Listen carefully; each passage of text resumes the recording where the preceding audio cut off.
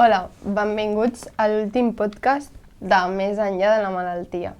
Soc la Gina. I jo sóc en Gabriel i us presentarem l'episodi 3, Resiliència i Esperança, la ment com a aliada.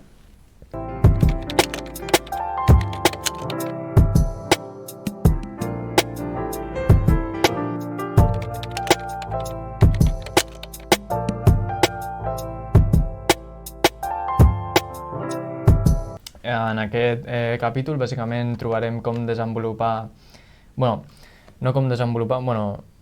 m'he liat. Bàsicament superar un càncer és un moment molt emotiu per la persona i per la família, ja que acaba de superar una de les malalties més... Amb més probabilitat de sobreviure. Sí, depenent del tipus de càncer. Per exemple, com us vaig anomenar al capítol 2, que jo tinc un familiar que va superar un dels càncers més agressius, que és el de colon. I, superar. Quan superes un càncer mai el superes al 100%, sempre tens que anar a fer-te els teus controls i anàlisis, revisions. Hi ha alguns tipus de càncer on tens que anar a fer rehabilitacions, que per això hi ha associacions, com hem dit abans, en el primer capítol ho vam dir, i us vam deixar l'enllaç també a la descripció.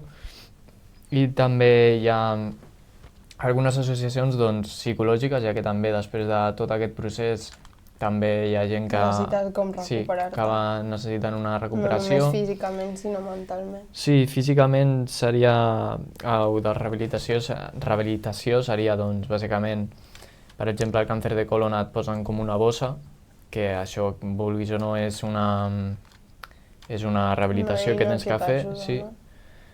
O, per exemple, si t'has tirat, 2 anys al llit, tens que recuperar la teva massa muscular, el teu pes, la mobilitat, aprendre a caminar una altra vegada, o si t'ha deixat algunes seqüeles, t'afecten a la teva vida. Sí. És com que tornes a viure, però... Condicionat. Sí. Sí, tornes a viure, però no torna a ser abans. Però amb condicions diferents. Però el més important és que segueixes aquí. Sí, efectivament. I hi ha alguns testimonis que vam trobar per internet, a entrevistes, on el que deien tots és que estaven agraïts de seguir vius, que agraïen sobretot a la seva família, els que els havien... Per haver estat allà recolzant. També me'n recordo d'un que vam veure que agraïa molt a la seva psicòloga, que com us hem dit abans, si no és la teva família, tens sempre un equip professional on molts jocs és gratis, aquest tipus de tractament. I també, el que més deien és que estaven agraïts de seguir vius, sobretot els que tenien més probabilitats i ja havien donat com molt difícil la seva possibilitat de seguir vius, no?, al final. Sí, també suposo que és una cosa que no t'esperes. Sí. No sé, perquè potser de primeres et diuen, ho veiem xungo, tal, i després de cop i volta, fent, alguna quimio o alguna cosa, t'acabes recuperant. Sí, al final hi havia un noi que tenia com 31 anys i al final li van dir que tenia un càncer terminal, que li quedaven, diria que 3-4 mesos, i al final es va acabar recuperant després d'un any i mig o així d'anar a la quimioteràpia i fer el seu tractament. I a vegades passa això, i al final perquè et passi això també tens que tindre una mentalitat de luchar i seguir luchando. Sí. Perquè si no és molt difícil, i també tinguent, com hem repetit en tot el podcast, el suport de la teva família, de gent professional. No tenir esperança. Sí. I un conjunt de coses, no?, per poder superar-ho. Després perquè al final has passat per un procés que no ha sigut gens fàcil. Després, uns consells que vam trobar, hem anat fent una recerca i trobant els consells, és que et donis el teu temps per tornar a sentir-te bé amb tu mateix, acceptar... Per sanar d'alguna manera, no només físicament, sinó mentalment. i que, jo què sé, si abans podies fer, jo què sé, 5 dies d'esport setmanal i ara en pots fer 3 i t'has d'anar adaptant a la teva vida a poc, doncs que no passa res. És un procés que ho superaràs i ja està. Per exemple, si has tingut un càncer de pulmó i per sort t'has acabat recuperant, doncs acceptar els teus límits, doncs, per exemple, de, jo què sé, fer esport. Per exemple, si abans feies natació i ara no pots fer-ho perquè suposa molt esforç als teus pulmons, doncs que ho acceptis. Que ho acceptis i diguis, doncs m'ha passat això, tal. I buscar una altra alternativa, com deies. També et serveix per aprendre. En aquest cas de càncer de pulmó, si abans era per al tema del tabac, doncs ara que t'has recuperat intenta no recaure, saps? Perquè ja saps com el que comporta i tens com una gran consciència hauries de tenir ja de saber el que pot passar i que si ha sigut dur, doncs que no ho vols tornar a repetir, bàsicament. Sí, també, doncs, sobretot, agafar uns bons hàbits, encara que tampoc té res a veure, o sigui, hi ha gent esportista o futbolistes fins i tot. Però intentar cuidar-te igualment, perquè al final si has agafat aquest càncer per hàbits que no són beneficiosos, com, jo què sé, per exemple, beure molt alcohol o drogar-te o qualsevol cosa així, que això fa que el càncer sigui més probable, doncs que ho deixis de fer al màxim, ja que la vida t'ha donat una segona oportunitat, doncs no tirar-la a les escombraries. També crec que això per l'entorn és una cosa positiva perquè si aquella persona, no només en el cas de que ho hagi superat, sinó aquella persona ha patit un càncer o algun familiar, amic, el que sigui, per algun motiu, com per exemple és el tabac, que això t'inciti a tu deixar-ho, perquè saps el que et pot passar i si no vols passar per mateix, o no sé, saps el que comporta, o ja saps com prevenir que no passi, tot i que et cuidis, cuidar-te encara més del que ja fas.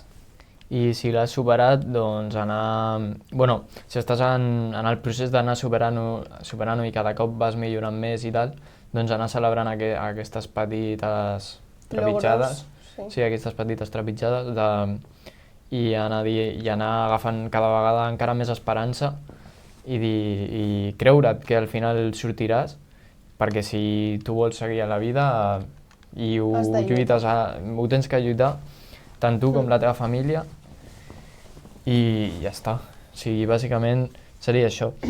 Sobretot tindre els bons hàbits, no estar sol. De l'experiència. Sí, al final serà una experiència de la teva vida i... També valorar més els teus éssers estimats. I que la resiliència al final es va construint cada dia. I que et valorin aquella persona, també. Sí, es va construint cada dia la resiliència i amb esperança, amor propi, amor de la teva família. Cuando acabes me dejas hablar. Sí, habla. Esto lo volveré a poner. Habla. Sí. No habla y cuando estés lo digo. Vale. Lo que acabas de decir de la resiliencia. La resiliència es construeix cada dia i doncs amb esperança i amor propi i també suport de la família. I valorar els petits moments de la vida, a les persones que tens al voltant i també que et valorin més com a persona, de dir, hòstia, hem estat a punt de perdre aquesta persona i no, ara resulta que continua amb nosaltres, doncs cuidar-la i també això. Si necessita qualsevol cosa, estar per ella, tot i que ja hagi superat la malaltia, com té seqüeles i ha estat passant per un procés complicat, entendre els seus moments, entendre si té ganes de fer alguna cosa, doncs endavant. Si no té ganes, no passa res. Sí que al final és un mateix procés, però jo crec que són dos processos, que és el procés físic i mental dins de la malaltia, on no saps si encara la tens, si no, si estàs bé, tal. I després està la part on ja et diagnostiquen que tens les teves seqüeles, però que ja no tens el càncer agressiu, que és el que t'acaba traient la vida. Doncs Tot aquest i que crec, et queden crec que sí. seqüeles com que ja ho has superat, lo greu, o lo més Sí, heavy. lo más complicado ya ha pasado, ¿no? Diríamos. Doncs és un procés igual d'important, ja que segueixes tenint, com has dit abans, les teves seqüeles i la família t'ha de tindre paciència i tu amb tu mateix també. I tens que saber, doncs, el que he dit abans, ser conscient dels teus límits i si necessites l'ajuda, doncs demanar-la sense Sí. cap vergonya ni res, perquè el pitjor ja ha passat. I ara us explicarem doncs, un cas d'una persona que ho va superar i ens ha explicat la seva experiència, on nosaltres li vam preguntar com va ser el moment d'assabentar-se de la curació i és el que us he dit abans, que havíem vist en vídeos, entrevistes d'altres persones, i és doncs, agrair a la vida de seguir un dia més amb la teva família. El més difícil de després, com aquesta persona havia patit càncer de pulmó, doncs la seva recuperació a nivell respiratori i tal, tenia que fer molts exercicis, molta rehabilitació per tornar almenys al 50% de la seva capacitat de respirar. I després, el més difícil de... això del més difícil després. I que l'ha ajudat a mantenir la força ens va dir que la seva parella, els seus fills, la seva família i també teràpia que anava ell grupal, on també va conèixer gent amb la seva mateixa situació i que al final, és el que vaig dir en un dels capítols. Es va sentir acompanyada, Sí. no? Sí, en un dels capítols que jo vaig dir, veure gent que està per la teva mateixa situació a vegades ajuda i moltes vegades és així. I doncs bàsicament seria que aquestes preguntes que li vam fer i ja està. I el més important que ens va dir és que no tornés a recaure i que el pitjor que tenia que fer ara era anar a les rehabilitacions i anar a fer-se controls perquè el càncer no torni a aparèixer, que és bastant comú que una vegada superat un càncer et torni d'una altra manera, sí, per la metàstasi o coses així. Tot i que no sigui del mateix.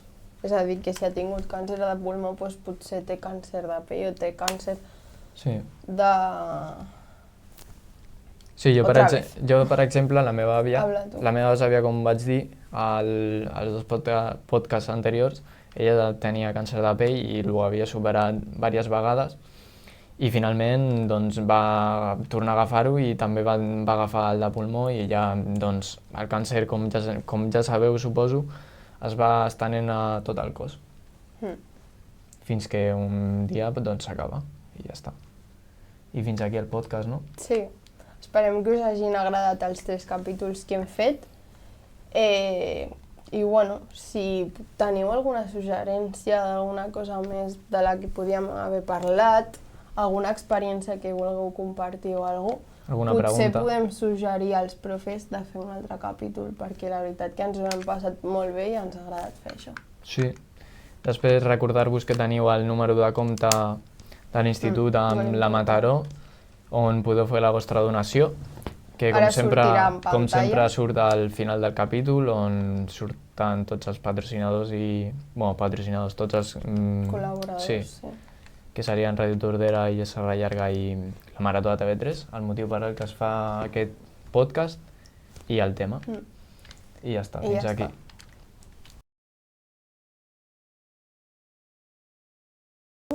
Pues dime, empiezo. Vale, empiezo. Entonces, no, acción.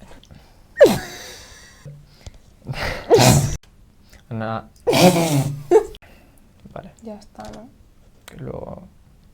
Ok. Qué cómodo esto. Hemos acabado.